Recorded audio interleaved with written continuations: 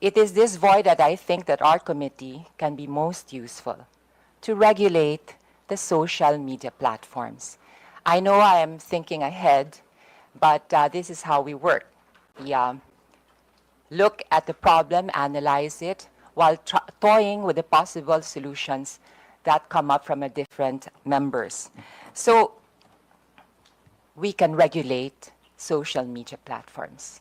But to actually regulate the area of content creation is potentially and most probably unconstitutional.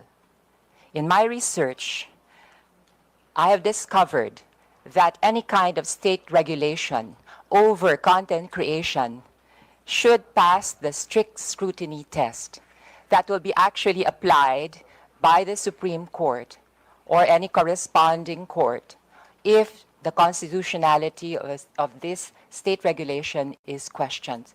So from a pragmatic point of view,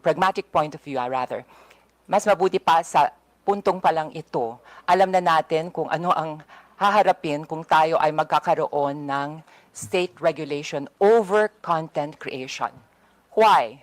Because content creation is the expression of our fundamental right to free speech. And this is guaranteed by the Constitution. We cannot regulate opinions. We cannot regulate how and what content creators should produce. But we can regulate social media platforms by empowering them and requiring them to act as gatekeepers by establishing guardrails.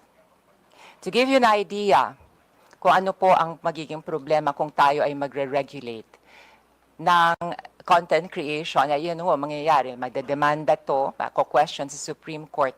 At by default, actually, it will be considered as unconstitutional.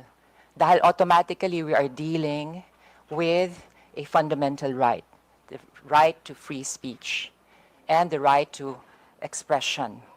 And the government will have to state and prove and establish a compelling reason, which is rather difficult. So if you were to ask me, and this is something that I've been wanting to tell my colleagues, if we are to regulate, let's regulate the social media platforms.